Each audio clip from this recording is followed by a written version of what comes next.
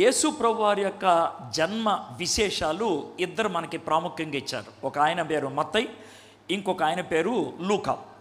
మత్తయి గారు యూదుడు, ఆయనకి యూదులంటే ఇష్టం, యూదుల మధ్యన పరిచర్య చేశాడు.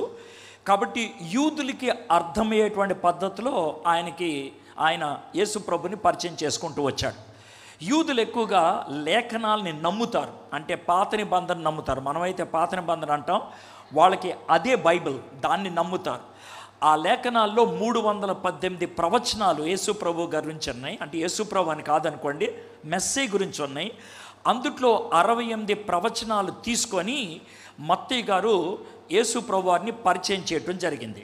యేసు ప్రభు వారిని అబ్రహాము వంశములో దావీదు సింహాసనం మీద కూర్చునేవాడుగా, మోషే లాంటి మరొక ప్రవక్తగా పరిచయం చేయటమే మత్తయి గారి యొక్క ప్రాముఖ్యమైనటువంటి ఉద్దేశం. అందుకనే ఆయన ఇచ్చేటువంటి వంశావళిలో ఆయన స్పష్టంగా అబ్రహాము, దావీదు ఈ పదాలను ఉపయోగించి ఆయన యోసేపు గారి వంశావళిని మనకి ఇవ్వటం జరిగింది.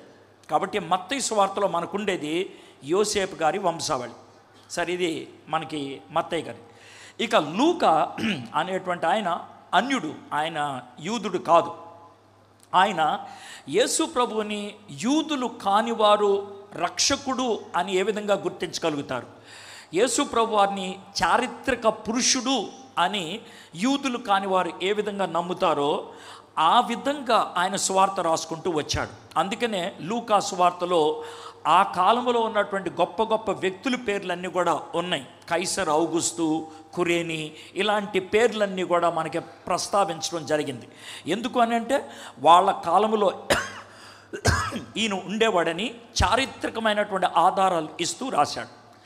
జరిగిన విషయాలు జరిగినట్లు రాసుకుంటూ వచ్చాడు లూకా గారు. కాబట్టి లూకా గారు ఏం చేశారంటే, యేసు ప్రభువారు ఎవరికి పుట్టారు?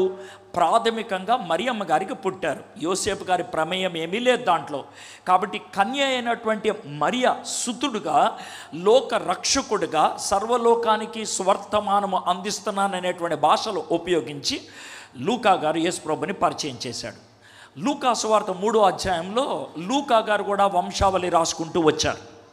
అయితే లూకా గారు వంశావళిలో మనకి ఎవరి వంశావళి కనబడుతుంది అని అంటే మరియమ్మ గారి వంశావళి కనబడుతుంది. మత్తయి గారి వంశావళి, లూకా గారు ఇచ్చినటువంటి వంశావళి ఎక్కడ దాకా సమానంగా ఉంటుందని అంటే పైనుంచి లెక్కేసుకుంటే మనకి దావీదు దాకా ఇద్దరిది సేమే ఉంటుంది. దావీదికి మరి బెత్షెబాకు పుట్టినటువంటి కొడుకైనటువంటి సొలొమోను ద్వారా మనకి వచ్చేది యోసేపు గారి వంశావళి. దావీదు గారికి ఇంకొక కొడుకు పుట్టాడు, ఆయన పేరు నాతాను గారి వంశావళిలో వచ్చేది మరియమ్మ గారు. కాబట్టి వీళ్ళిద్దరు వంశావళులు ఎందుకు చివరిలో మారుతాయి అని అంటే కనుక 27 తరాలు వెనక్కి వెళ్తే దావీదు కనబడతాడు, 26 తరాలు వెనక్కి వెళ్తే కనుక ఒకళ్ళు తాత సొలొమోను, ఇంకొకళ్ళ తాత నాతాను.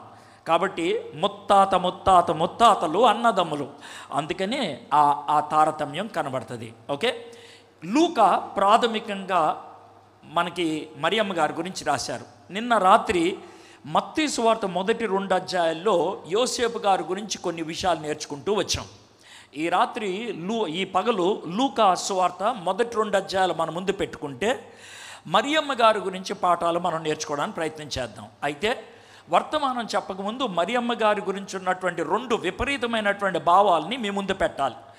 కొంతమంది మరియమ్మ గారిని దేవుడు అని, దేవత అని, దైవ సమానురాలు అని, ఆమెకే మనం ప్రార్థన చేయాలని, ఆమె ద్వారా ప్రార్థన చేయాలని నమ్మేవాళ్ళు ఉన్నారు. అయితే మరియమ్మ గారి మాటల్లోనే అది ఎంత మట్టుకు నిజం, మరియమ్మ గారి మాటల్లోనే అది ఎంత మట్టుకు అది మనకి వర్తిస్తుంది అనే దాన్ని ఈరోజు వర్తమానంలో చూద్దాం. దాన్ని తప్పు అని మాట్లాడటం కాకుండా మరియమ్మ గారి నోటి మాటల్లో ఏం కనబడుతుందో మనం చూద్దాం. దాంతో అది ఎంత మట్టుకు నిజమో ఆలోచిద్దాం.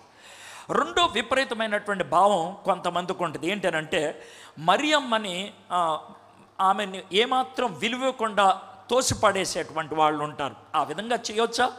ఎందుకనంటే బైబిల్లో కొంతమంది భక్తుల గురించి కేవలం 5-6 వచనాలు రాశారు. ఉదాహరణకి ఎఫ్రా అని ఆయన ఉన్నాడు అనుకోండి, బైబిల్ మొత్తంలో ఎతికితే ఆయన గురించి ఒక 6 వచనాలు ఉంటాయి అంతే. మెల్కీషెదక్ అనేటువంటి ఆయన ఉన్నారనుకోండి, బైబిల్ మొత్తంలో ఎతికితే 7 వచనాలు ఉంటాయి. కానీ మెల్కీషెదక్ గురించి ఇంతంతలో పుస్తకాలు రాసి మెల్కీషెదక్ని గొప్పగా అందలం ఎక్కించినటువంటి వాళ్ళు ఉన్నారు. ఎఫ్రాని చాలా గొప్ప భక్తుడిగా, మనకి మార్గదర్శకుడిగా, ఒక మోడల్గా పరిచయం చేసిన వాళ్ళు కూడా ఉన్నారు. మరి మరియ గురించి సాక్షాత్తు 2 అధ్యాయాలే ఉన్నాయి. మరి మరియ గురించి కొంచెం కూడా ఎందుకు ఆలోచించకూడదు? ఆమె నుంచి మనం నేర్చుకునేటువంటి పాఠాలు లేవా? ఖచ్చితంగా ఉన్నాయి. ఏంటి ఆ పాఠాలు? అవి తెలుసుకోవడానికి మనం ఈరోజు ప్రయత్నం చేద్దాం. అయితే లూకా సువార్త 2వ అధ్యాయం 4-5 వచనాలు చదువుతాను. దాంతో కొంచెం పరిచయం చెప్పి నేను తర్వాత మరియమ్మ గారి జీవితంలోకి మనం వెళ్దాం. యోసేపు దావీదు వంశంలోను గోత్రంలోనూ పుట్టినవాడు గనక తనకు భారీగా ప్రదానం చేయబడి గర్భవతి అయి ఉండిన మరియతో కూడా ఆ సంఖ్యలో రాయబడుటకు గలిలయలోని నజరేతు నుండి యోదయలోని బెత్లెహేము అనబడిన దావీదు ఊరికి వెళ్ళెను.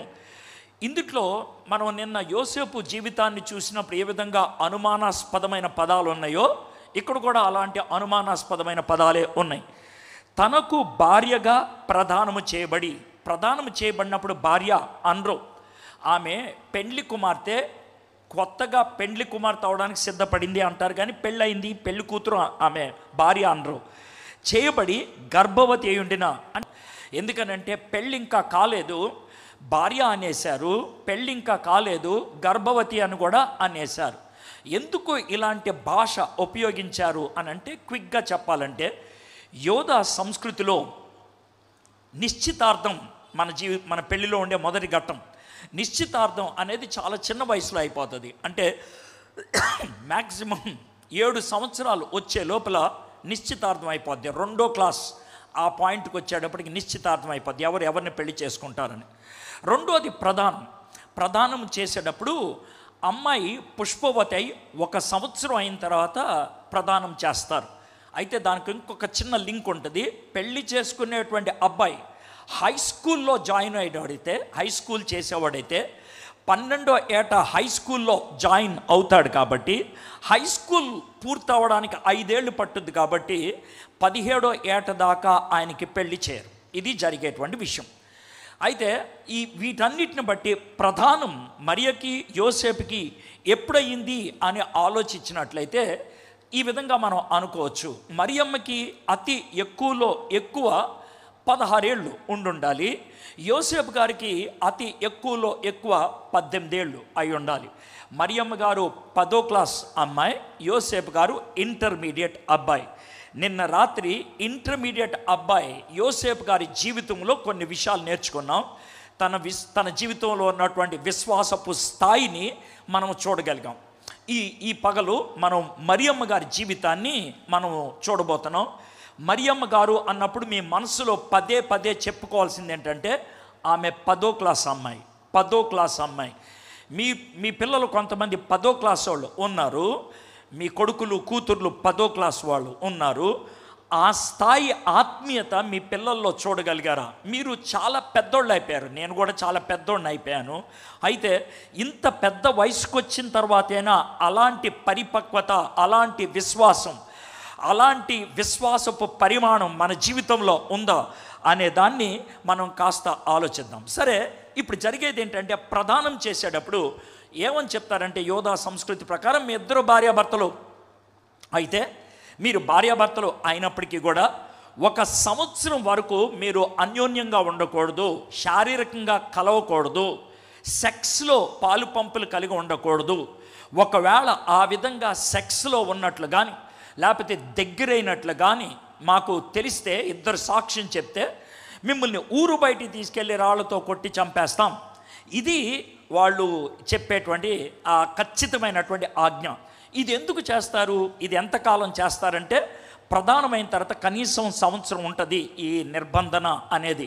ఎందుకు ఉంటుంది అని అంటే కనుక, వాళ్ళ యొక్క పవిత్రతను పరీక్షించడానికి, నిగ్రహ శక్తిని పరీక్షించడానికి వాళ్ళు చేసేటువంటి పని. కాబట్టి ఇప్పుడు జాగ్రత్తగానండి, ఒకవేళ కనుక మరియమ్మ గర్భవతి అయితే సమాజం ఇచ్చేటువంటి పనిష్మెంట్ ఏంటి అని అంటే కనుక, ఆమెను ఊరు బయటికి తీసుకెళ్ళి రాళ్లతో కొట్టి చంపేయటం. అలాంటి పరిస్థితుల్లో ఆ విధంగా ప్రదానం చేయబడినటువంటి మరియకు ఏం జరిగింది, ఆమె ఏ విధంగా తీసుకోగలిగింది, దాన్ని మనం ఇప్పుడు తెలుసుకోవడానికి ప్రయత్నం చేద్దాం. ఇప్పుడు దాకా మీకు పరిచయం ఇచ్చాను. ఇప్పుడు లూకా సువార్త 1వ అధ్యాయం, ప్రాథమికంగా మనం 1వ అధ్యాయంతో పూర్తి చేసేస్తాం, ఎక్కువ టైం లేదు కాబట్టి 1వ అధ్యాయం తెరిచిపెట్టుకోండి. దాంట్లోంచే కొన్ని పాఠాలు మనం నేర్చుకుందాం. 1వ అధ్యాయం 26వ వచనం నుంచి మనకి కావలసినటువంటి చారిత్రకమైనటువంటి వివరణ మొదలవుతుంది. 6వ నెలలో గబ్రియేలు అను దేవదూత గలిలీలోని నజరేతను ఊరులో దావీదు వంశస్థుడైన యోసేపును ఒక పురుషునికి ప్రదానము చేయబడిన కన్యక వద్దకు దేవుని చేత పంపబడెను. ఆ కన్యక పేరు మరియా. ఇప్పుడు నిన్న మనం చూసినప్పుడు యోసేపుకి దేవుడు ఒక సర్టిఫికెట్ ఇచ్చి గబ్రియేలు దూతను పంపించాడు. ఏంటా సర్టిఫికెట్ అంటే, యోసేపు నీతిమంతుడు అని. ఎందుకు నీతిమంతుడు అంటే, దేవుణ్ణి నమ్మాడు, తెలిసిన వాక్యాన్ని ఆయన పాటించాడు, అందుకనే ఆయనకి నీతిమంతుడు అనేటువంటి బిరుదు ఇచ్చేశారు. మనం దాని గురించి నన్ను చూసాం. అయితే ఈరోజు మరియకు దేవుడు ఇస్తున్నటువంటి డిగ్రీ, సర్టిఫికెట్, కితాబ్ ఏంటనంటే, ఆమె కన్యక. అప్పట్లో ఉన్నటువంటి పాత నిబంధన కాలపు పదజాలాల ప్రకారం మరియా వర్జినిటీని కోల్పోలేదు, కన్యరికాన్ని కోల్పోలేదు. పరాయి పురుషుడు ఆమెను ఆ విధంగా దగ్గరికి చేసుకోలేదు. మరియా ఆ విధంగా తన్ను తాను భద్రపరుచుకోగలిగింది. 10వ క్లాస్ అమ్మాయి. వాళ్ళకున్నటువంటి నిష్ఠ నియమాల ప్రకారం మరియా కన్యక. అది దేవుడే తనకి ఇచ్చినటువంటి సర్టిఫికెట్. ఆమె కన్యక అనే దేవుడి సర్టిఫికెట్ ఇవ్వటమే కాదు, ఆమె కూడా ఆ మాట చెప్పింది. తర్వాత సంభాషణలో చూస్తాం ఏమనంటే, నేను పురుషుని ఎరుగని దానను, ఇది ఎట్లా సాధ్యము అని. మరియకు తెలుసు, తన మనస్సాక్షి ప్రకారం ఏమాత్రము ఆమె గీత దాటకుండా, జవ దాటకుండా ఆమె పవిత్రంగా తన్ను తాను ఉంచుకోగలిగింది అని మరియా 10వ క్లాస్ అమ్మాయిగా చాలా స్పష్టంగా చెప్పగలిగింది. రైట్, ఇక్కడ ఆపి నేను ఒక ప్రశ్న అడగదలుచుకున్నాను. కొత్త నిబంధనలో ఉన్నటువంటి మనం, నూతన నిబంధనలో ఉన్నటువంటి ఆలోచనలకు మనము అనుగుణంగా జీవించేటువంటి మనము, ఆధునిక ప్రపంచంలో జీవిస్తున్నటువంటి మనము, ఒక ప్రశ్న. మీలో కొంతమంది పెళ్ళైన వాళ్ళు ఉన్నారు, మీలో పెళ్ళి కాని వాళ్ళు ఉన్నారు. పెళ్ళి అయిన వాళ్ళైనా కానీ, పెళ్ళి కాని వాళ్ళు కానీ, మీ యొక్క ఈ లైంగిక జీవితం విషయం కానీ, వివాహపరమైనటువంటి జీవితం విషయంలో కానీ, కన్యరికములో కానీ మీరు స్పష్టంగా ఈ మాటలు మాట్లాడగలరా? మీ గుండె మీద చేసుకొని, నా భార్య కాకుండా ఇంకొక స్త్రీకి నా హృదయంలో చోటు లేదు, నా భర్త కాకుండా ఇంకొక పురుషుడికి నా హృదయంలో పాత్ర లేదు, నాకు పెళ్ళి కాలేదు, నేను కన్యను, నాకు పెళ్ళి కాలేదు, నేను పురుషుడిగా వేరే స్త్రీ జోలికి నేను వెళ్ళలేదు అని గుండె మీద చేసుకొని మీరు చెప్పగలరా? దేవుడు మీకు అలాంటి సర్టిఫికెట్ ఇవ్వగలడా? ఇవి చాలా సాధారణమైనటువంటి విషయాలు, కానీ ఈ లోకములో భయాన్ని కలిగించేటువంటి వార్తలు వింటా ఉన్నాం. ఇందాకే నేను ఒక మెసేజ్ చూశాను, నాకు ఎవరో ఒక మెసేజ్ పంపించారు. అనకాపల్లి దగ్గర జరిగినటువంటి విషయం. 13 సంవత్సరాల బాబు ఒక 8 సంవత్సరాల పాపని అత్యాచారం చేసి భయంకరంగా రేప్ చేశాడంట. పోలీసులు పట్టుకున్నారు. ఎందుకంటే అమ్మాయి యొక్క తల్లిదండ్రులు పోలీస్ కేసు ఇస్తే ఆ అబ్బాయిని పోలీస్ స్టేషన్లో పెట్టి ప్రశ్నిస్తే అతడు ఇచ్చినటువంటి జవాబు గుండె తరుక్కుపోద్ది. మా మమ్మీ మొబైల్లో ఈ బొమ్మలు చూశానని బొమ్మలు చూపించి ఆ బొమ్మలలో ఉన్నట్లు చేద్దామనుకొని చేశానన్నాడు. వాళ్ళమ్మ ఫోన్కి ఎడిక్ట్, కొడుకు జీవితంలో చేసి చూపించాడు. అమ్మ బొమ్మలు చూసి ఆనందపడితే కొడుకు ఆ బొమ్మల్ని వాస్తవ లోకంలోకి తీసుకొచ్చాడు. We are living in that kind of world. My friends, మీలో చాలామంది ఏమని చెప్తారంటే, శారీరకంగా నేను ఏమాత్రం పొరపాటును చేయను అని. కానీ మీ బతుకులు ఎలా ఉంటాయో ఆలోచించండి. గుంటూరు నుంచి ఒకసారి ఒక అబ్బాయి నాకు చాట్ చేస్తూ ఉన్నాడు. ఏమన్నాడు తెలుసా? నాకు ఆన్లైన్ సెక్షువల్ లైఫ్ ఉన్నది అన్నాడు. ఏంట్రా అదనంటే వర్చువల్ సెక్స్ చేస్తానన్నాడు. ఈ పదాలు మీకు అర్థం కాకపోవచ్చు. ఎదురుగా వీడియో పెట్టుకొని అమ్మాయి కానీ అబ్బాయి కానీ నువ్వు కావాల్సినటువంటి అడుగుతూ ఉంటే వాళ్ళు చేస్తూ ఉంటే ఆ అనుభూతిలో వీళ్ళు సెక్స్ అనుభవాన్ని పొందుతూ ఉంటారు. ఇది చాలామంది చేస్తారు, నాతో చాలామంది చాట్ చేస్తూ ఉంటారు. అయితే ఒక వారం రోజుల క్రితం ఒక కుర్రోడు, నాకు ఏం చేయాలో అర్థం కావట్లేదు, నాకు ఇంట్లో ఉండాలనిపించట్లేదు, చచ్చిపోవాలనిపిస్తుంది, ఇంట్లోంచి వెళ్ళిపోదాం అనిపిస్తుంది అని అన్నాడు. ఏమైందనంటే ఒకరోజు ఈ విధంగా రాత్రి 8 గంటలకు గదిలోకి వెళ్ళి తలుపులు వేసుకొని నేను ఎప్పుడు చేసే పనే చేశాను. అవతల ఒక అమ్మాయి ఏం చేయమంటే అది చేస్తుంది. ఈలోగా మమ్మీ డాడీ గట్టిగా అరిశారు, భోజనానికి రండి అని కిందకు వచ్చాను. వస్తే నేను భోజనానికి కూర్చుంటే మా చెల్లి వచ్చి కూర్చుంది. మా చెల్లిని చూస్తే ఒక్కసారే షాక్ అనిపించింది. ఏనంటే నేను వీడియోలో చూస్తున్నటువంటి అమ్మాయి ఏ గౌన్ వేసుకుందో మా చెల్లి అదే గౌన్ వేసుకుంది. ఆ అమ్మాయి తలకాయ చూపించలేదు. నా సొంత చెల్లితో చేశాను నేను. నాకు ఇంట్లో ఉండబుద్ధి అవ్వట్లేదు. I don't want to stay in this home. I don't want to stay in this home.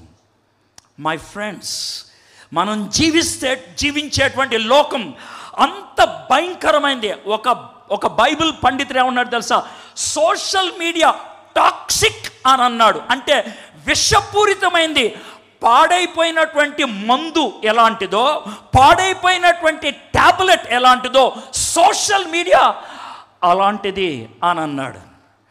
అలాంటి సోషల్ మీడియా మధ్యన ఇరుక్కుపోయినటువంటి మనం మరియలాగా మన గుండె మీద చేసుకొని ఐ యామ్ ప్యూర్ అని ఎంతమంది అనగలరు? మై ఫ్రెండ్స్, ఒకవేళ మీరు ప్యూర్ కాకపోతే దేవుడు వదిలిపడేస్తాడా? I don't mean that. నా ఉద్దేశం అది కాదు.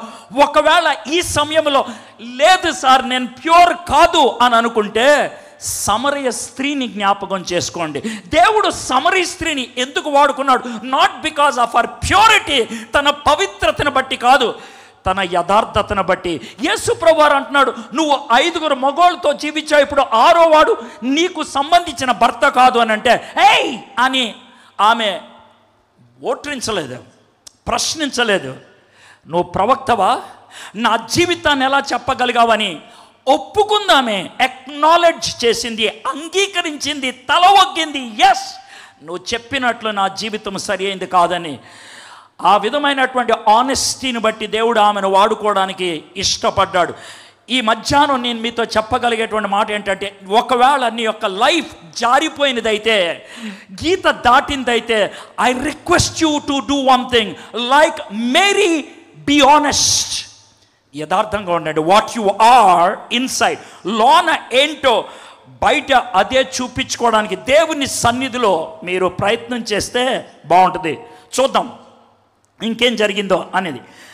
28వ వచనం, లూకా సువార్త 1వ 28వ వచనం.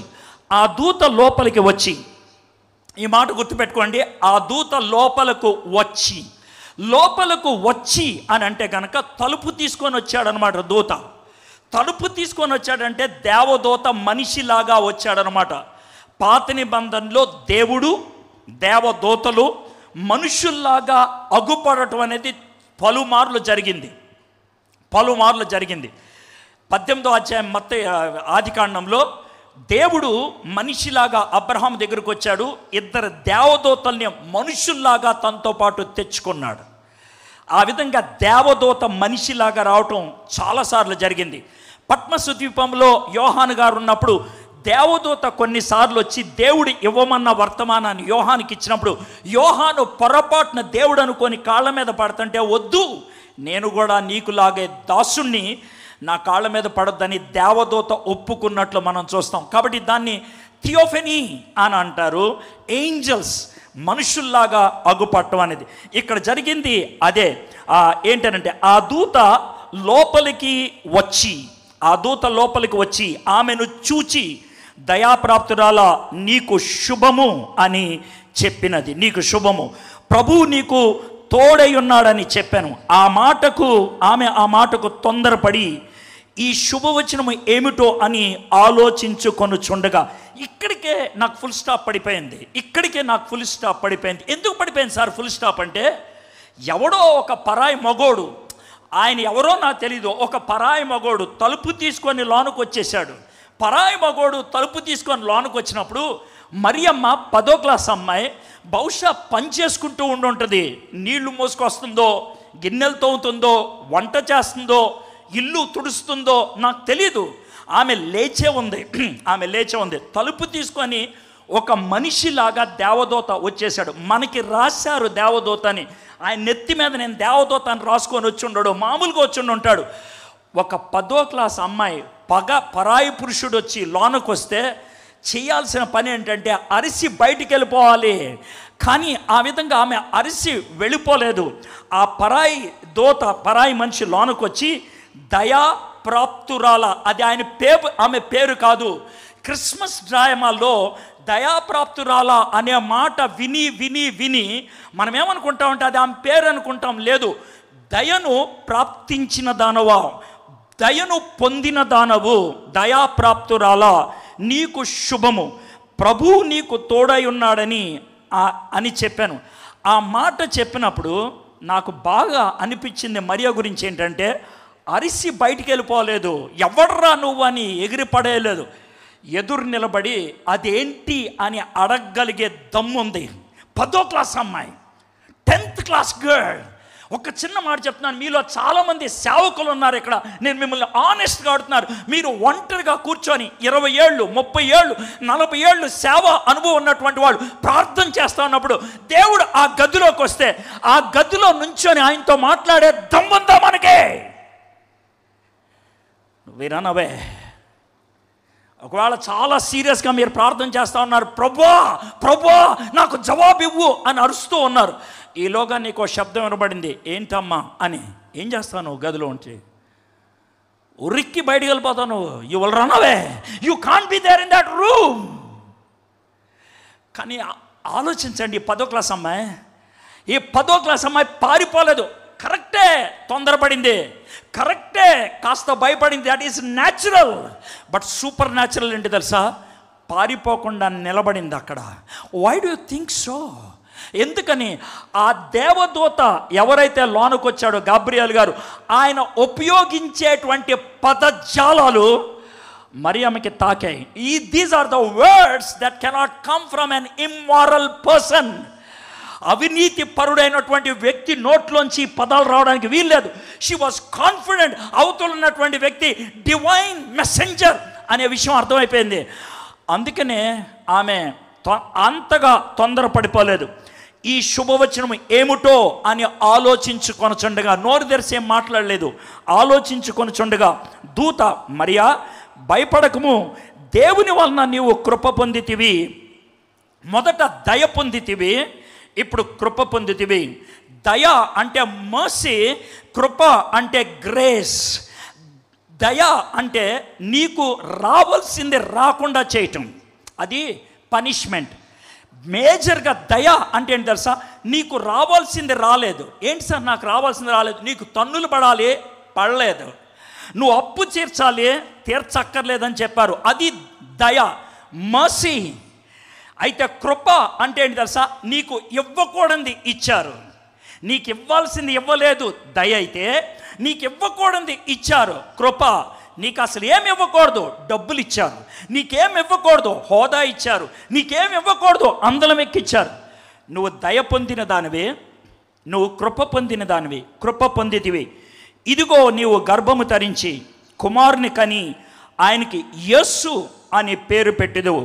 ఆయన గొప్పవాడై సర్వోన్నతుని కుమారుడు అనబడును.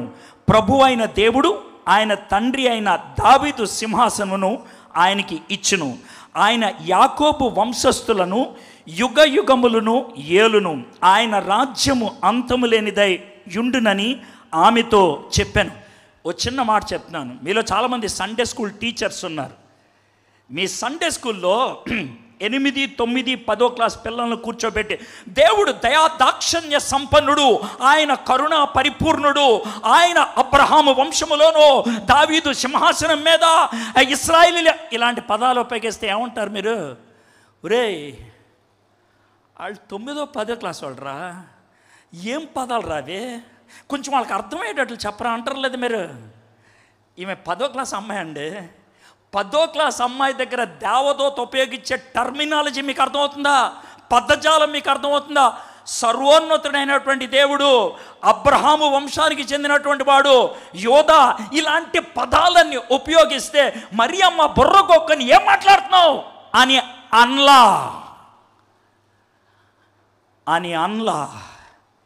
10వ క్లాసు మరియమ్మకి అబ్రహాముతో దేవుడు చేసుకున్న నిబంధన తెలుసు.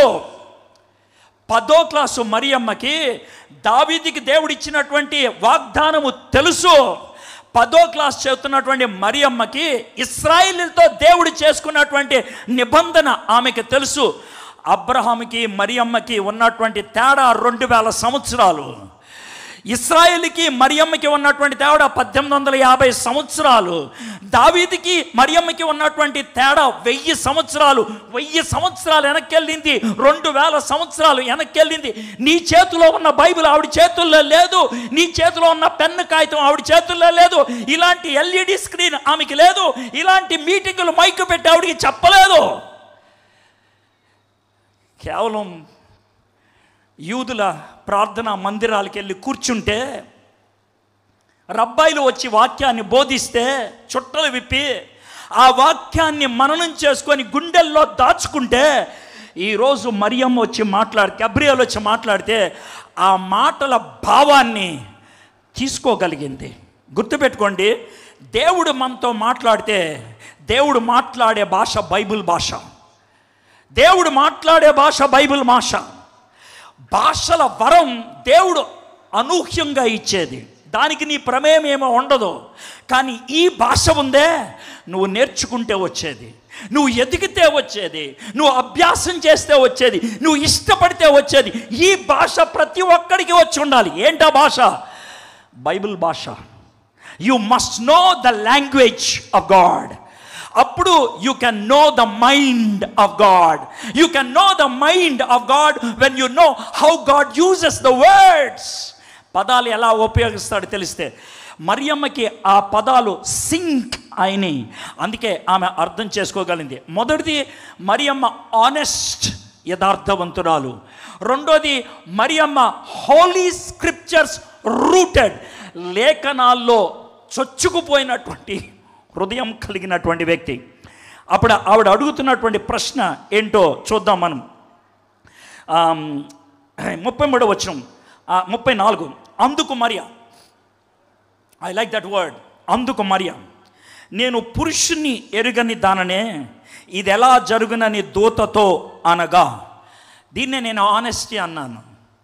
తాను హృదయంలో ఏముందో అది చెప్పేసింది, ఏమాత్రం అరమరికెళ్ళక. There are no filters. ఏమండి గబ్రియల్ గారు, దోత గారు, చిన్న మాట వినండి. నేను పురుషుణ్ణి ఎరుగని దాన్ని, నాకు అర్థం కావట్లేదు, భార్యాభర్తలు కలిస్తేనే కదా గర్భం వచ్చేది. నెంబర్ 2, నాకు ఇప్పుడు గర్భం వస్తే సమాజం ఒప్పుకోదే, వాళ్ళు నన్ను చంపేస్తారు. ఇది నాకు అర్థం కానటువంటి విషయం, కాస్త చెప్తారా అంటే నాకు విచిత్రంగా అనిపించింది.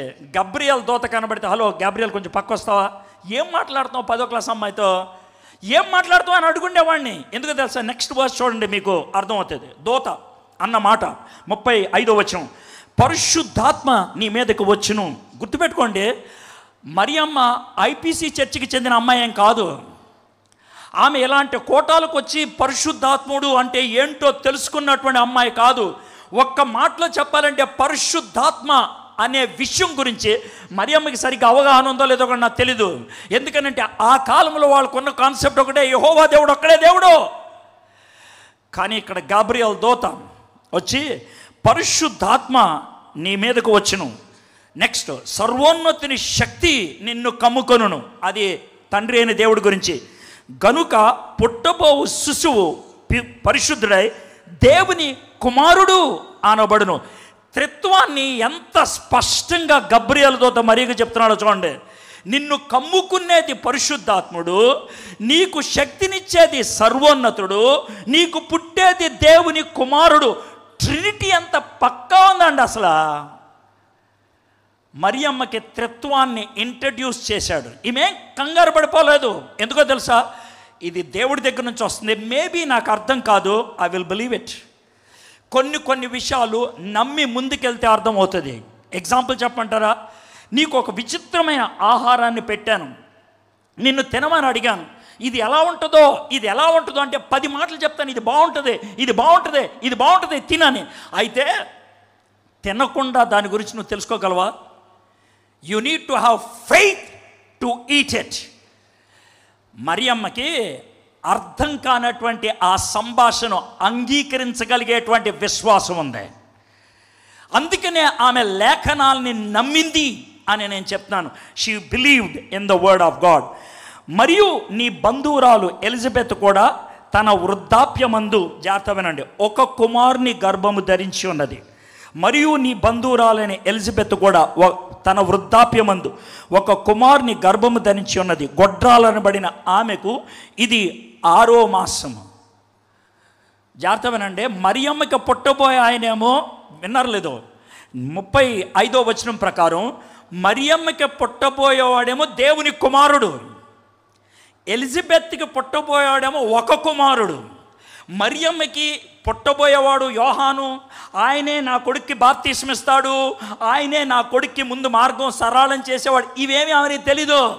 ఆవిడికి తెలిసిందల్లా ఒకటే, ఎలిజబెత్ అమ్మ ముసల్దే, ఆమెకి దేవుడు ఒక కొడుకునిచ్చాడు, దట్స్ ఇట్.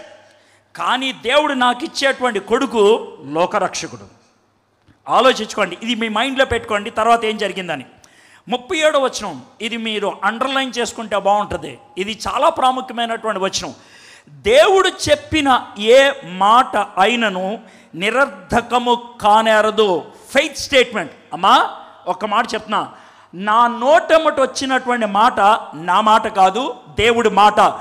దేవుడు ఒక మాట పలికితే దాన్ని వెనక్కి ఎవడో చేయలేడో, దాన్ని తారుమారు ఎవరు ఏమీ చేయలేరో. దేవుని మాట ఏదైనాను, దేవుడు చెప్పిన ఏ మాట అయినను నిరర్ధకము కానేరదని ఆమెతో చెప్పాను. ఎప్పుడైతే దేవదూత ఇంత ఇంట్రడక్షన్ ఇచ్చాడో, ఒక ఎవిడెన్స్ ఇచ్చాడు ఎలిజబెత్ అమ్మకి గర్భము, ఒక ఫెయిత్ స్టేట్మెంట్, ఒక విశ్వాసపు స్టేట్మెంట్ ఇచ్చాడు. ఏమనంటే దేవుడి మాట ఇది వెనక్కి పోదని. అప్పుడు మరియమ్మ గారి మాట, అందుకు మరియ, ఇదిగో ప్రభువు దాసురాలను, నీ మాట చొప్పున నాకు జరుగును గాక అనెను. అంతటా దూత ఆమె యొద్ద నుండి వెళ్ళాను. ఎందుకని యోసేపుకి కలొచ్చింది, ఎందుకని మరియమ్మకి దేవుడు ఈ విధంగా దర్శనమిచ్చాడు? యోసేపు లోబడి చేసేయాలి, కానీ మరియమ్మ అంగీకరించి చేయాలి. She need to accept it whole heartedly. దేవుడు అడుగుతున్నాడు, నీ వూంబ్ అద్దెకి కావాలి, నీ వూంబ్ అద్దెకి కావాలి. నీ వూంబ్ దేవుడిని అడుగుతున్నాడు, ఇస్తావా? ఇస్తానయ్యా అంటేనే దేవుడు ముందుకెళ్ళాడు. షీ అగ్రీడ్, ఆమె ఒప్పుకుంది. What a great thing it is. దేవుడు ఈరోజు అదే పని చేస్తూ ఉంటాడు. ఏం పని అంటే తెలుసా? నువ్వు అంగీకరిస్తే నీ హృదయంలోకి వస్తా, నువ్వు అంగీకరిస్తే నీ జీవితంలోకి వస్తా, నువ్వు ఒప్పుకుంటే నీ జీవితంలోకి వస్తా. What a great statement it is. లోక రక్షకుడు, లోకాన్ని సృష్టించినటువంటి వాడు, ఆయన అనేటువంటి మాట ఏంటి తెలుసా? నేను బయట కూర్చొని నీ హృదయం అనే ద్వారం దగ్గర నిలబడి తలుపు తట్టుచుంటా, నా స్వరం విని రా ప్రభువా అంటే నేను వస్తా, పో ప్రభువా అంటే నేను వెళ్ళిపోతాను. మీకు అర్థమవుతుందా? I'm asking you this question, is God inside you?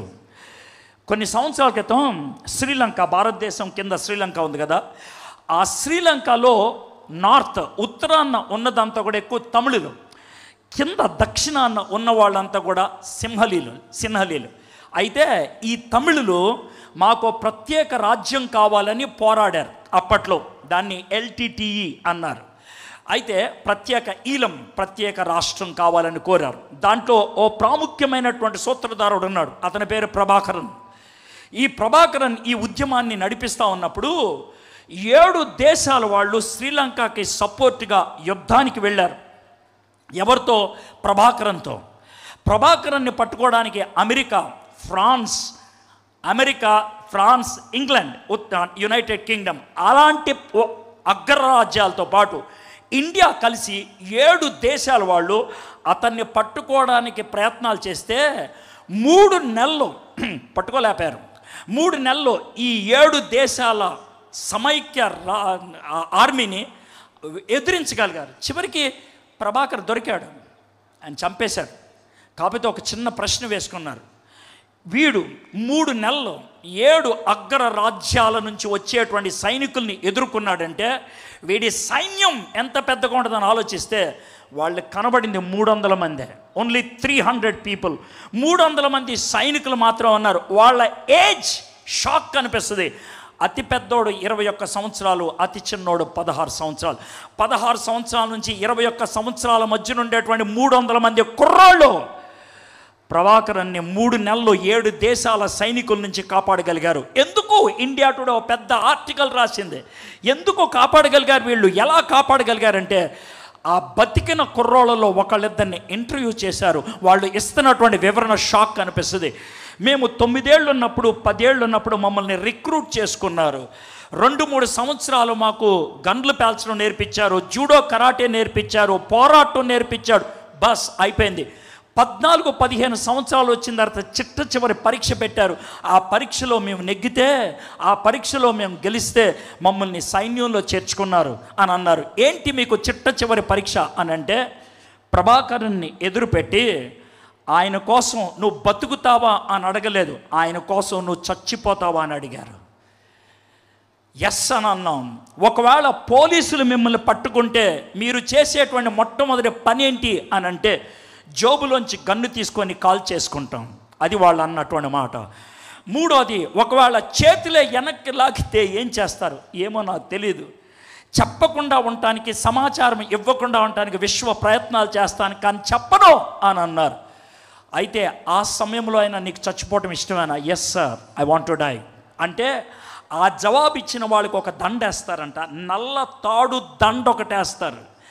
ఆ దండకి ఇక్కడ ఒక చిన్న క్యాప్సూల్ ట్యాబ్లెట్ ఉంటుంది. ఆ క్యాప్సూల్లో పొటాషియం సైనైడ్ అనేటువంటి ఒక విషం ఆ క్యాప్సూల్లో పెడతారు. ఒకవేళ పోలీసులు వాళ్ళ చేతులు పట్టుకొని వెనక్కి లాగితే వాళ్ళు చేయాల్సిన ఏకైక పని తల ఉంచుకొని అని లాగితే ఆ క్యాప్సూల్ నోటికి తగిలితే దాన్ని కొరికితే 27 సెకండ్లకే వాళ్ళు చచ్చిపోతారు. ఆ విధంగా చావటానికి ఇష్టపడిన వారిని 300 మందిని ఉపయోగిస్తే 7 దేశాలని ఎదిరించగలిగాడు ప్రభాకర్. 2000 సంవత్సరాల క్రితం నా యేసయ్య అలాంటి మాటే చెప్పారు. మీలో ఎవరైనా నన్ను వెంబడించగోరినట్లయితే మిమ్మల్ని మీరు కాదని తిన్నగా మీరు వడ్రంగోడి దగ్గరికి వెళ్ళి ఒక సమాధి పెట్టి మీ సైజు తయారు చేసుకొని నా దగ్గరికి రండి, అప్పుడు మీరు నన్ను వెంబడించండి. అదేంటి ప్రభు సమాధి పెట్టేందుకు? ఎప్పుడైనా నువ్వు పోవచ్చు, ఎప్పుడైనా పోవచ్చు. నువ్వు any time you can die, any time you may have to die. ఆ విధంగా చావటానికి నీకు ఇష్టం లేకపోతే బతకటానికి ప్రయత్నం చేసి ఏమైనా చేయొచ్చు. మరియమ్మ సంతకం పెట్టిచ్చేసింది. మీరు ఎప్పుడైనా ఈ పని చేశారో లేదు నాకు తెలీదు. మీ ఇంట్లో ఎవరికైనా ఒంట్లో బాగాలేదనుకోండి, హాస్పిటల్కి తీసుకెళ్లారు. హాస్పిటల్లో గబగబా ఈసీజీ అలాంటివి చేశారు, యాంజియోగ్రామ్ అలాంటివి చేశారు. చేసి చెప్పారు, ఏమండి ఇతనికి 5 బ్లాక్లు ఉన్నాయి, 3 బ్లాక్లు ఉన్నాయి, మనము వెంటనే ఓపెన్ హార్ట్ సర్జరీ చేయాలి అని అన్న తర్వాత ఒక చిన్న కాగితం ఇస్తారు. ఆ కాగితం మీద కొన్ని మాటలు ఉంటాయి, కింద సంతకం పెట్టమంటారు. ఏంటి సార్ ఈ మాటలు అంటే, ఆపరేషన్ మేము చేస్తాం, చాలా జాగ్రత్తగా చేస్తాం, అయినప్పటికీ ఇతను బతుకుతాడని గ్యారంటీ లేదు. ఒకవేళ ఆపరేషన్ చేస్తుండగా ఈయన చచ్చిపోతే ఆ చావుకి మేము కారణం కాదని దీంట్లో రాశాం. దానికి మీరు ఒప్పుకుని సంతకం పెడితే ఆపరేషన్ చేస్తాం, లేకపోతే చెయ్యం. ఆ ఆపరేషన్కి సంతకం పెట్టడానికి అర్థం ఏంటో తెలుసా? ప్లీజ్ చేతండి. ఆ సంతకానికి అర్థం ఏంటి తెలుసా? ఇతను చచ్చిపోయినా పర్వాలేదు, ఆపరేషన్ చేయండి. ఇతను చచ్చిపోయినా పర్వాలేదు, ఆపరేషన్ చేయండి. యేసు ప్రభు దగ్గరకు వచ్చి నువ్వు నా గురువి, నువ్వు నా ప్రభువి, నిన్ను నేను వెంబడిస్తానని బాప్తీసం తీసుకొని పైకి వచ్చేటప్పుడు నువ్వు పెట్టే సంతకం ఏంటి తెలుసా? ఒకవేళ చచ్చిపోమంటే నేను చచ్చిపోతాను ప్రభా అని ఒప్పుకోవటం. మేరీ వెన్ షీ సెడ్ నీ చిత్తము జరుగునుగాక, నీ మాట చొప్పున నాకు జరుగునుగాక అనెను. అంతటి దూత ఆమె యొద్ద నుండి వెళ్ళిపోయాను. Maria she was honest, Maria she was holy scriptures oriented. 39వ వచనం. ఆ దినముల యందు మరియ లేచి యూదా ప్రదేశంలో కొండ సీమలో ఉన్న ఒక ఊరికి త్వరగా వెళ్ళి జకర్యా ఇంటిలో ప్రవేశించి ఎలిజబెత్కు వందనము చేశాను. ఒక చిన్న ప్రశ్న అడుగుతాను, జాగ్రత్తగానండి.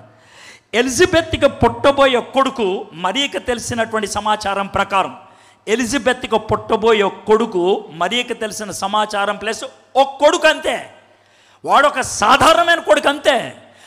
కానీ మరియకు పుట్టే కొడుకు ప్రభు, మరియకు పుట్టే కొడుకు రక్షకుడు, మరియకు పుట్టే కొడుకు ప్రవచనాల యొక్క నెరవేర్పుగా వచ్చినటువంటి వాడు. ఒకవేళ నేనే మరియ ప్లేస్లో ఉంటే నా కాలర్ ఎగరేసుకొని ఎలిజబెత్కి కబురు పెట్టించుండేవాడిని. ఎందుకో తెలుసా, నేను క్యారీ చేస్తుంది లోక రక్షకుడిని, నువ్వు క్యారీ చేస్తుంది ఒక మామూలు కొడుకునే. కానీ మరి అట్లా చేయలేదండి, మరి అట్లా చేయలేదు.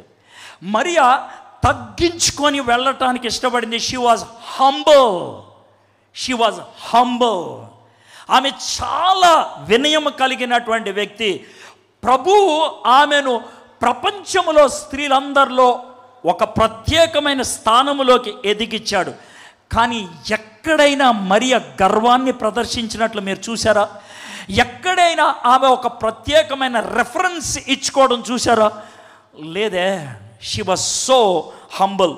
సరే, ఎలిజబెత్ అమ్మ దగ్గరికి వెళ్తే ఎలిజబెత్ అమ్మ ఆవిడ గురించి ఇన్నటువంటి మాటలు చూడండి. 42వ వచనం, స్త్రీలలో నువ్వు ఆశీర్వదించబడిన దానవు, నీ గర్భఫలము ఆశీర్వదించబడును. నా ప్రభు తల్లి నా యొద్దకు వచ్చుట, నా ప్రభు నీ కడుపులో ఉన్నాడు, నా ప్రభు తల్లి నా యొద్దకు వచ్చుట ఎంత ధన్యం. ఓహా, యేసయ్య ఇంకా పుట్టలేదండి, యేసయ్య ఇంకా పుట్ల. సీ ద స్టేట్మెంట్ ఎంత గొప్పగా ఉన్నదో చూడండి. నాకేలాగో ప్రాప్తించును, ఇదిగో నీ శుభవచనము నా చెవిని పడగానే నా గర్భంలో ఉన్న శిశువు ఆనందంతో గంతులు వేసెను. ప్రభు ఆమెకు తెలియజేయించిన మాటలు సిద్ధించును గనుక నమ్మెను, ఆమెను ధన్యరాలు. మరియమ్మ గురించి ఒక స్టేట్మెంట్ వేస్తుంది. మరియా, నిన్ను ప్రభు ఏర్పరచుకున్నాడు, నువ్వు బ్లెస్సెడ్, ఆశీర్వదించబడినవాడు. ప్రభు చెప్పిన మాటకు నువ్వు లోబడ్డావు. సలామమ్మ, నీకు లాల్ సలాం. దేవుడు ఏర్పరచుకున్నాడు, అందుకని మరి ఏమి చేయకుండా ఉండిపోయిందా? లేదు. She did her part. ఎంత బ్యూటిఫుల్గా రెండు ఉన్నాయి. దేవుని యొక్క అనుగ్రహము, ఈమె యొక్క అంగీకారము, రెండు ఏ విధంగా కలిసినాయో చూడండి. అయిపోయింది కదా. అయిపోయిన తర్వాత నెక్స్ట్ మరియమ్మ గారు మాట్లాడుతూ ఉన్నారు. మరియమ్మ గారు 46వ వచనం నుంచి, అప్పుడు మరియ ఇట్లను, ఐ వాంట్ టు ఎనాక్ట్. మీరు బైబిల్లో చూడొద్దు, నా వైపు చూడండి. ఒక లైన్ నేను చదివి వినిపిస్తాను, చదివినప్పుడు మీరు వినండి. 46వ వచనం నన్ను చూడండి. మరియ ఇట్లా అన్నది, నా ప్రాణము, అంటే మనం ప్రేజ్ చేతులు ఎక్కడ పెట్టుకుంటాం? ఇక్కడ. నా ప్రాణము, నెక్స్ట్ వర్డ్ ఏంటి తెలుసా? ప్రభువును గణపరచుచున్నది. మీరు ఒక్క మాట చెప్పండి తెలివిగా, సేవకులు ఇక్కడ ఉన్నవాళ్ళు. నా ప్రాణం అన్నప్పుడు మరి ఎక్కడ చేయి పెట్టి నా ప్రభువుని గణపరచుచున్నది అన్నప్పుడు చెయ్యి ఎక్కడికి వెళ్తుంది చెప్పండి. నాకు చెయ్యి ఎక్కడికి వెళ్తుంది చెప్పండి. మరి అమ్మకి చెయ్యి ఎక్కడికి వెళ్తుంది చెప్పండి? పొట్ట మీదకి వెళ్తుంది. ప్రభు ఎక్కడున్నాడు? పొట్టలో ఉన్నాడు. He's there. నా ప్రాణము నా ప్రభువుని గణపరచుచున్నది. ఆయన తన దాసురాలు దీనస్థితిని కటాక్షించను. నా ఆత్మ నా రక్షకుడైన దేవుని యందు ఆనందించుచున్నది. మరియమ్మకి యేసుప్రభు ఎందుకు అవసరం? రక్షణ కోసం. మరియమ్మ కన్యరికం విషయంలో నీతిమంతురాలే, కానీ ఆదాం పాపం ఆమెలో ఉందగా, ఆమె కూడా రక్షకుడి కోసం ఎదురు చూస్తుంది కదా. ఆ రక్షకుడు ఎవరో? ఆమె గర్భంలో ఉన్నాడు కదా. మరియమ్మను రక్షించింది ఎవరో? యేసుప్రభు. మరియమ్మనే యేసుప్రభు రక్షిస్తే మరియమ్మ దగ్గరికి వెళ్ళి మనం చేసేది ఏముంటుందండి? నేర్చుకునే ఉంటే పాఠాలు. కానీ మరియమ్మ మనకేం చేస్తుంది? చెయ్యదు కదా, చెయ్యదు.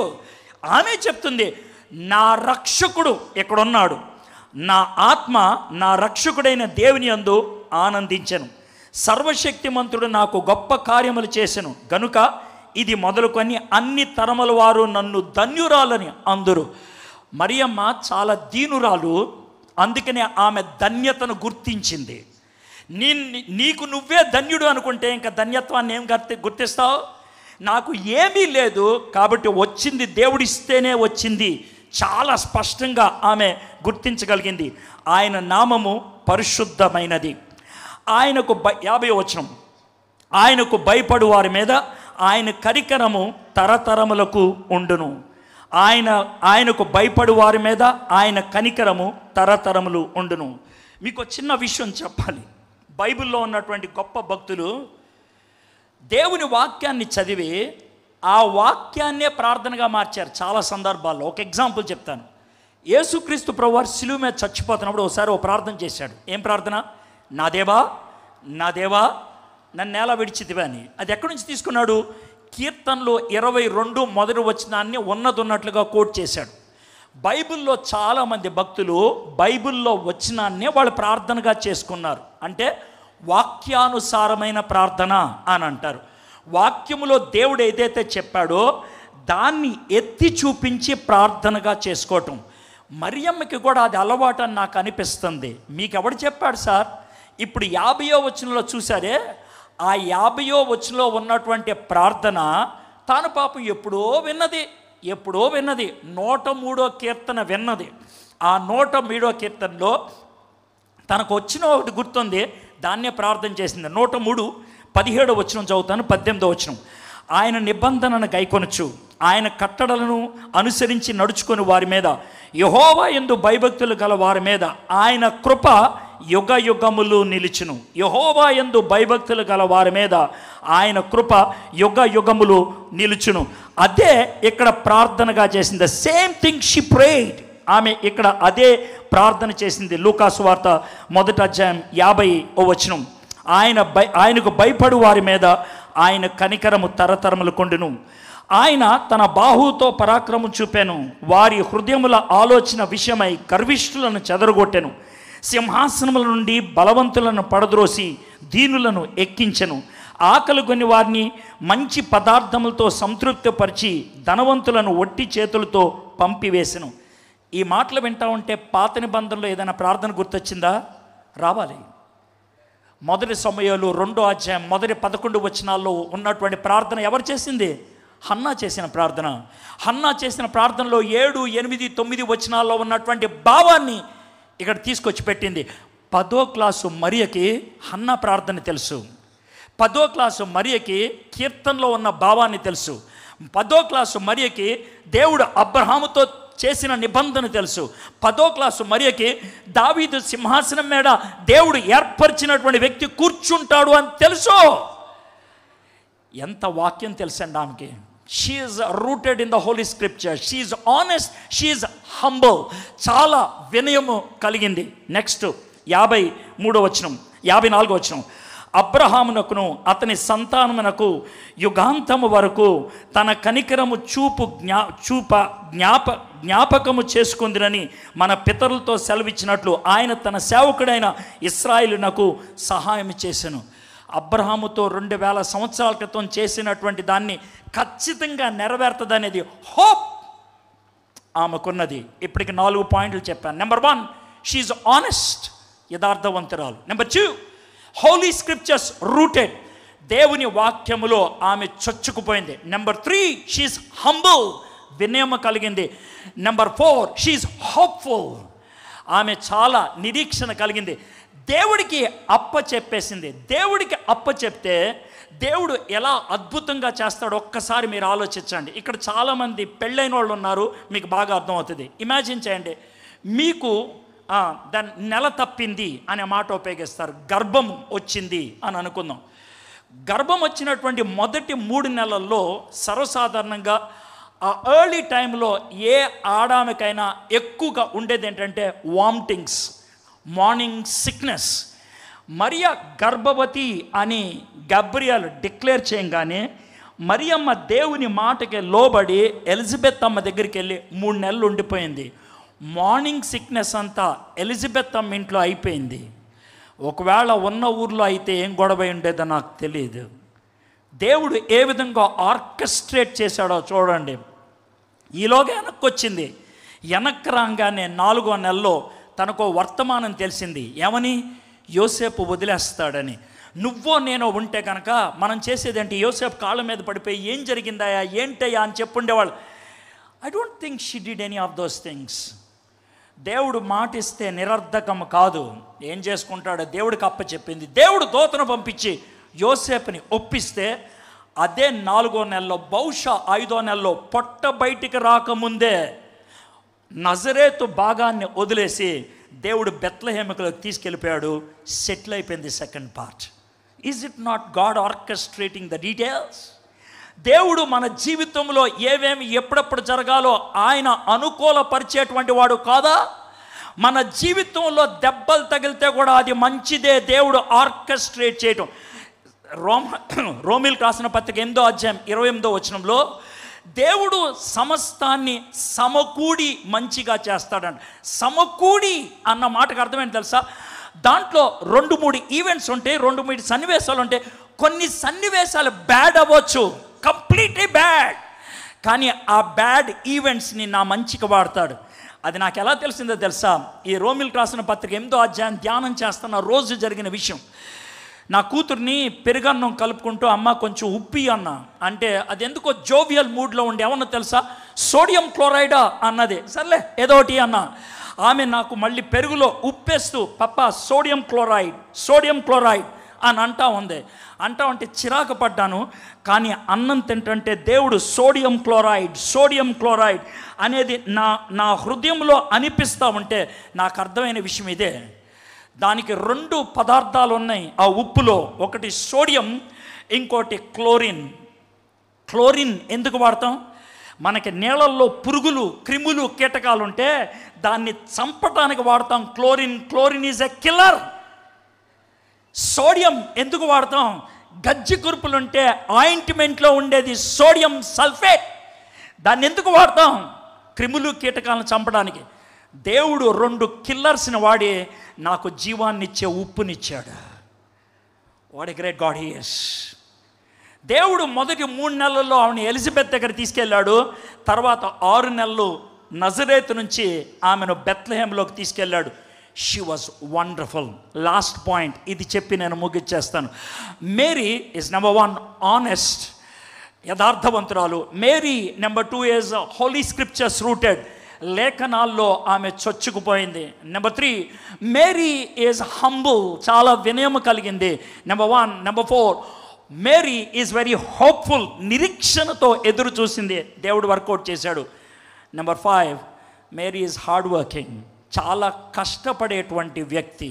ఎందుకంటే 7 పిల్లల్ని కన్నదామే, అట్లీస్ట్ 7. 5 కొడుకులు ఇంక్లూడింగ్ జీసస్ క్రైస్ట్, కనీసం 2 కూతుర్లు, 7 పిల్లల్ని ఆమె కన్నది. 7 పిల్లల్ని కన్నాక మోస్ట్ ప్రాబబ్లీ 32, 33 వచ్చేటప్పటికి యోసేపు చచ్చిపోయాడు. యోసేపు చచ్చిపోతే మరియమ్మ జీసస్ క్రైస్ట్ పక్కన కూర్చొని, బాబు జీసస్, అయ్యా నువ్వేరా, ఇంట్లో పెద్దోడివే, కుటుంబాన్ని పోషించాల్సింది నువ్వే అంటే she motivated Jesus to take care of the whole family. Yesu ప్రభుని ప్రోత్సహించింది కుటుంబ బాధ్యతలు స్వీకరించడానికి. ఆయన స్వీకరించాడు. Now let me tell. అంతే, జెర్మియా గారు ఇక్కడికి వస్తారు, వాక్యం చెప్తారు, ఆయన చూడొద్దు నన్ను చూడండి. ఆయన ఇక్కడికి వచ్చి తర్వాత 1 గంట సేపు ఉంటాడు, తర్వాత చిరాకేస్తుంది. ఇప్పుడు నన్ను చూడండి, నేను వెళ్ళిపోతాను, మీకు తర్వాత కనబడను, నన్ను చూడండి. అర్థమైందా? I want you to look at me, right? Okay, that's right. ఆయన ఇప్పుడు వస్తారు, 1 గంట ఉంటాడు ఇక్కడ, అప్పుడు తనివి తీరా చూడండి ఆయన్ని. ఇప్పుడు నన్ను చూడండి, కొద్దిసేపు ఉంటే నేను ఉండను. Okay, right. Okay, right. Maybe Jesus క్రైస్ట్కి 29-30 ఏళ్ళు వచ్చింది. మమ్మీ దగ్గర కూర్చొని ఉంటాడు. మమ్మీ, ఏంట్రా బాబు? మమ్మీ, మరి నాకు 30 ఇయర్స్ వచ్చేసింది, తమ్ముడోళ్ళు పెద్దోళ్ళు అయిపోయారు. పెద్ద తమ్ముడికి 27 ఏళ్ళు వచ్చేసినాయి, చిన్న తమ్ముడికి 25 ఏళ్ళు వచ్చేసినాయి, వాళ్ళు కూడా పనులు చేస్తున్నారు. అవునరా mummy, if you don't mind, నువ్వు నాకు పర్మిషన్ ఇస్తే నేను వెళ్ళిపోతాను మమ్మీ. ఎక్కడికి రా? నీకు చెప్పాను కదా మమ్మీ, నా తండ్రి పరిచర్లో నేను ఉండాలని. ఓకే బాబు, నాకు 2 మంత్స్ టైం ఇస్తా. ఎందుకు మమ్మీ? ఏం లేదురా, నేను ఒకటి కుట్టిస్తాను, అది నువ్వు తీసుకొని వెళ్ళాలి. Okay mummy. This is all imaginative నేను చెప్తున్నాను. దిస్ ఈజ్ ఆల్ కల్చర్ని బట్టి ఊహించుకొని చెప్తున్నాను. సార్ మీకు ఎక్కడి నుంచి వచ్చిందని అడగొద్దు. నా ఊహ అంగీకారం లేకపోతే నో ప్రాబ్లం. అయితే ఆమె ఒక అంగీ కుట్టించింది, దాన్ని బనియన్ అంటాం మనం బనియన్. అది కుట్టించింది, అది ఏక వస్త్రం. అది తల్లి కుట్టించింది, వేసుకున్నాడు యేసుప్రభు వారు. దీనిపైన 4 వస్త్రాలు ఉన్నాయి. ఆయన్ని సిలువెక్కిస్తున్నప్పుడు 4 వస్త్రాలు 4 సైనికులు తీసుకున్నాడు. ఒకే ఒక వస్త్రం మిగిలింది. దాన్ని కట్ చేయడానికి వీల్లేదు, ముక్కలు చేయడానికి వీల్లేదు. ఆ వస్త్రాన్ని యేసు ప్రభు నుంచి తీసేస్తున్నప్పుడు, మీరు కావాలంటే కాంటెక్స్ట్ చూడండి యోహాను సువార్తలో, అది తీసేస్తున్నప్పుడు యేసు ప్రభు వారు మరియమ్మ వైపు చూడాల్సి వచ్చింది. ఎందుకంటే Mariyamma, that's what I gave him, అది తీసేస్తున్నారు. She might have wept. అప్పుడు యేసయ్య ఆమెని ధైర్యపరచడానికి, మమ్మీ జాన్ చూసుకుంటాడు. జాన్ మమ్మీని చూసుకో, మమ్మీ చాలా ఎమోషనల్ అయిపోతుందిరా ఇది తీసేస్తుంటే. She's becoming so emotional. Mummy చాలా కష్టపడింది, చాలా హార్డ్ వర్కింగ్ వెళ్ళిపోయింది. లాస్ట్ వర్స్ ఇది చెప్పేసి నేను ముగిస్తాను. మేరీ చివరిగా మనకు ఒక స్టేట్మెంట్ లాగా కనబడేది అపోస్తల కార్యము 1వ అధ్యాయం 14వ వచనం. యేసు ప్రభువారు ఒలీవల కొండ మీద చివరిసారిగా శిష్యులతో మాట్లాడుతూ, మీరు ఇక్కడే ఉండండి, నేను పరిశుద్ధాత్మను పంపిస్తాను, మీరు పరిశుద్ధాత్మ వస్తే శక్తి పొందుతారు, శక్తి పొందితే మీరు సర్వలోకానికి వెళ్ళి సువార్తను అందిస్తారని చెప్తే, యేసయ్య మాటకి లోబడి ప్రార్థన చేసే 120 మంది మగోళ్ళు ఉన్నారు. ఆ 120 మంది మగోళ్ళతో చాలామంది ఆడోళ్ళు ఉన్నారు. 14వ వచనం చూడండి, అపోస్తల కార్యం. వీరందరూ వీరితో కూడా కొందరు స్త్రీలను, యేసు తల్లి అయిన మరియయు ఆయన సహోదరులను ఏక మనస్సుతో ఎడతెగక ప్రార్థన చేయుచుండ్రి.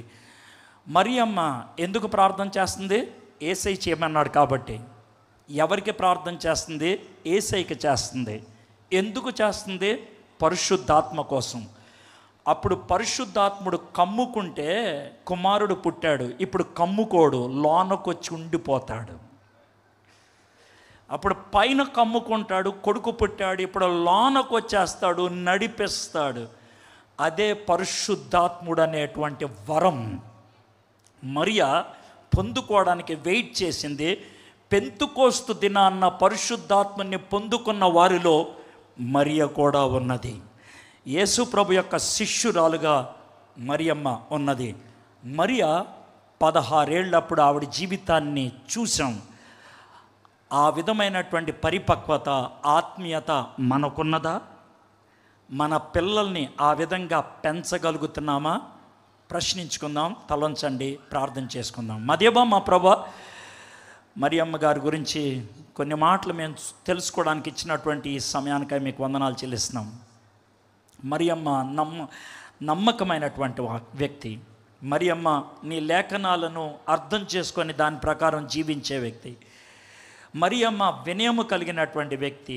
మరియమ్మ ఆమె నిరీక్షణ కలిగి ఎదురు చూసేటువంటి వ్యక్తి. మరియమ్మ కష్టపడేటువంటి వ్యక్తి. ఆ మరియమ్మలాగా మేము కూడా జీవించగలుగుటకు కృప చూపించమని యేసు నామములో ప్రార్థన చేయుచున్నాం తండ్రి. ఆమెన్.